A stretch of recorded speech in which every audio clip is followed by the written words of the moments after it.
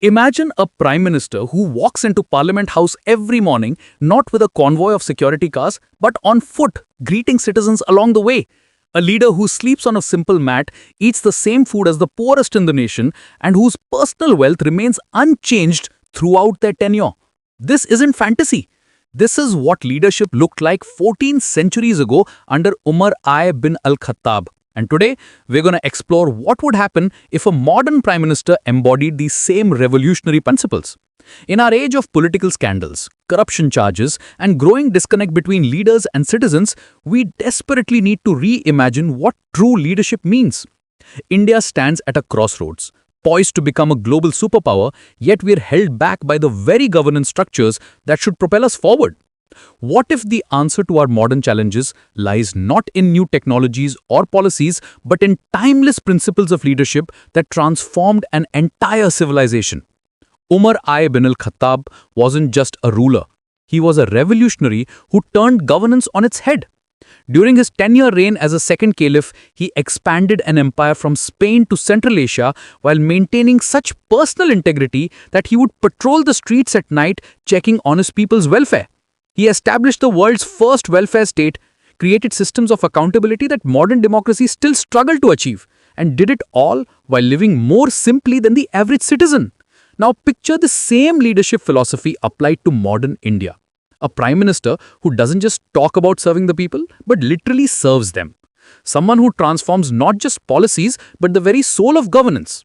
This isn't about religion or history. This is about leadership principles so powerful they could revolutionize how we think about power, responsibility, and the purpose of government. Let's dive deep into 5 transformative administrative principles that could reshape modern governance, starting with the most radical concept of all, true accountability. The first principle that would revolutionize modern governance is radical personal accountability. Umar I bin al-Khattab once said, "If a dog dies hungry on the banks of the Euphrates, Umar will be responsible for it on the day of judgment." Imagine a prime minister who genuinely believes they're personally responsible for every citizen's welfare. Not politically responsible, but morally and spiritually accountable. In today's India, this would mean a complete transformation of how leaders view their role. Instead of managing public perception through media campaigns, our hypothetical prime minister would establish direct accountability mechanisms. They would hold weekly public sessions where any citizen could directly question government decisions. No scripted questions, no filtered interactions. Real people asking real questions about real problems. This leader would publish their personal financial statements monthly, not annually. Every rupee spent, every decision made, every meeting attended would be documented and made public in real time. They would establish an independent oversight body with the power to investigate any aspect of their administration, including their personal conduct. Most importantly, they would create a system where government officials at every level face immediate consequences for failures in service delivery. The second revolutionary principle is economic justice through systematic wealth redistribution. Umar established the world's first comprehensive welfare system, ensuring that no one in his empire went hungry while others lived in luxury. He created the Baitul Mal, a state treasury that functioned as a social security system, providing stipends to the elderly, disabled, and unemployed. A modern prime minister following these principles would fundamentally restructure India's economic approach. Instead of focusing solely on GDP growth, they would prioritize wealth distribution metrics. They would establish a maximum wealth ratio, ensuring that no individual in the country, including themselves, could accumulate wealth beyond a certain multiple of the median income. This wouldn't be socialism or capitalism as we know it. It would be a new economic model where market mechanisms exist but are bounded by ethical constraints. The government would guarantee basic income for every citizen, funded not through debt but through systematic wealth circulation. Large corporations would be required to maintain specific ratios between their highest and lowest paid employees. Tax structures would be designed not just for revenue generation, but for active wealth redistribution. The third principle involves decentralized governance with centralized accountability. Umar divided his vast empire into provinces, each with significant autonomy, but maintained strict oversight through a network of inspectors who reported directly to him. He would often travel incognito to check on local administrators, ensuring that power wasn't being abused at any level. In modern India, this would translate to a governance structure where states and local bodies have unprecedented autonomy in implementation but face rigorous accountability for outcomes. Our Prime Minister would establish a system of roving inspectors, ordinary citizens empowered to investigate and report on government performance at every level. These wouldn't be bureaucrats, but regular people from different walks of life rotating through different regions. Technology would play a crucial role, but not in the way we typically imagine. Instead of using digital platforms to control information, they would be used to democratize it. Every government decision, from village level to national policy, would be tracked in real time with clear metrics for success and failure. Citizens would have access to dashboards showing exactly how their tax money is being spent and what outcomes are being achieved. The fourth transformative principle is justice without privilege. Umar famously said, "Even if I were to favor my own son in judgment, I would be committing injustice." He established a legal system where his own family members could be prosecuted for crimes and where he himself could be questioned and challenged by any citizen. A modern Prime Minister embodying this principle would create a justice system completely independent of political influence. They would voluntarily submit themselves and their family to the same legal processes as any ordinary citizen. No special courts, no immunity, no privileged treatment. If accused of wrongdoing, they would face trial in regular courts with regular procedures. This extends beyond legal matters to everyday governance. Government contracts would be awarded through completely transparent processes where political connections provide no advantage. Appointments to key positions would be based solely on merit, with selection processes so transparent that any citizen could verify the qualifications and selection criteria for any government position. The fifth and most radical principle is servant leadership in its truest form. Umar lived more simply than most of his subjects, wearing patched clothes and sleeping on a mat. He saw his role not as a privilege, but as a burden, constantly worried about his responsibilities to his people. Our modern prime ministers would embody this by living in a simple government residence, not a palace.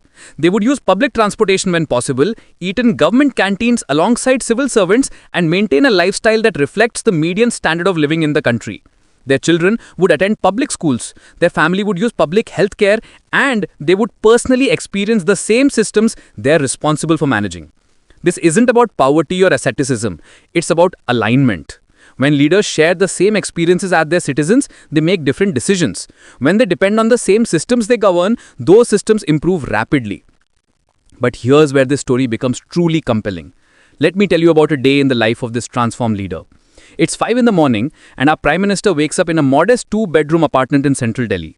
No sprawling bungalow, no army of servants, just a simple home that any middle-class family might recognize. After morning prayers and exercise, they walk to the nearest metro station, joining the early morning commuters heading to work. On the train, they're not surrounded by security personnel, but by ordinary citizens. A software engineer heading to Gurgaon shares concerns about traffic congestion. A teacher from a government school mentions the lack of basic supplies. A small business owner talks about the challenges of getting permits. These aren't staged interactions. This is how our leader starts every day, listening to real people with real problems.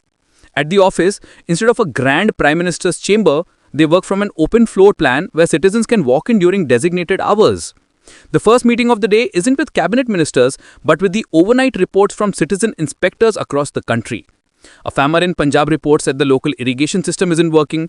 A student in Kerala mentions that promised scholarships haven't arrived. Elderly person in Rajasthan says the local health center lacks medicines. Each report triggers immediate action, not bureaucratic processes that take months, but direct intervention.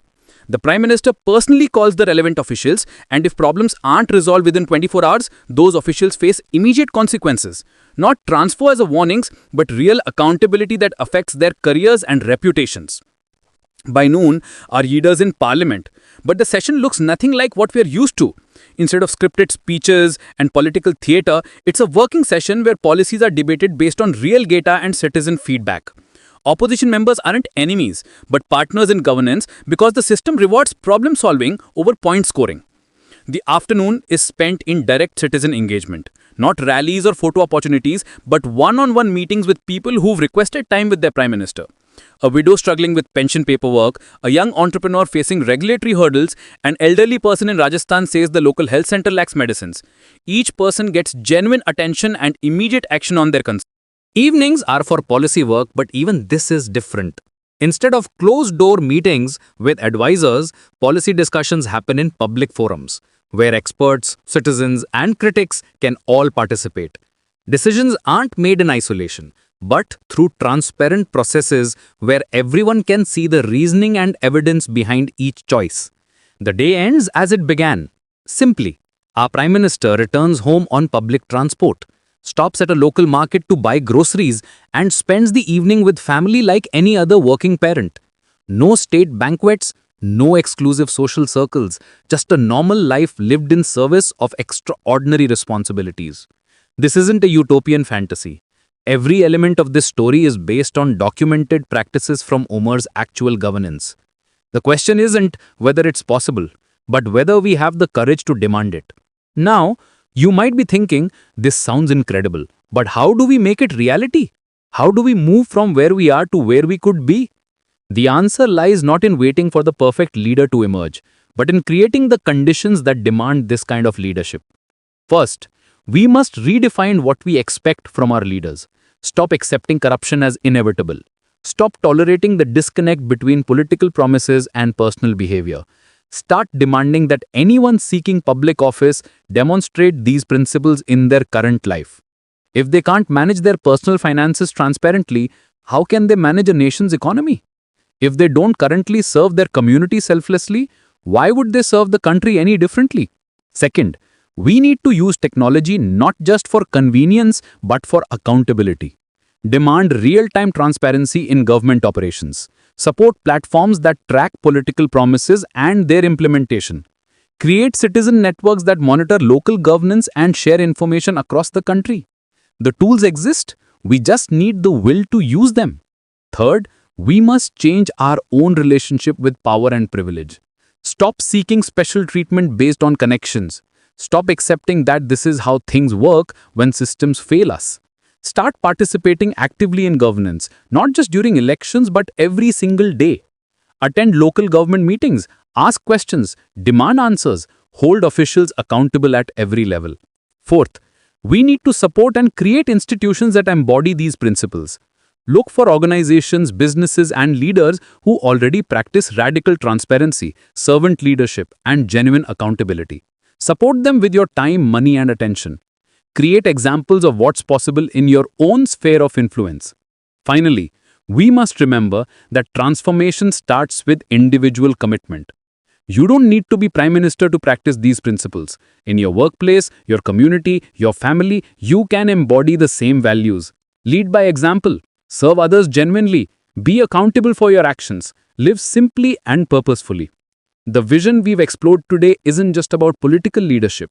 It's about rediscovering the true purpose of human existence, to serve something greater than ourselves.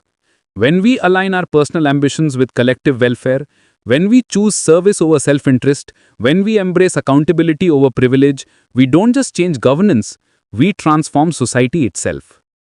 India has always been a civilization that understood this deeper purpose. Our ancient texts speak of leaders as servants of dharma, of power as responsibility, of wealth as a trust to be used for collective benefit.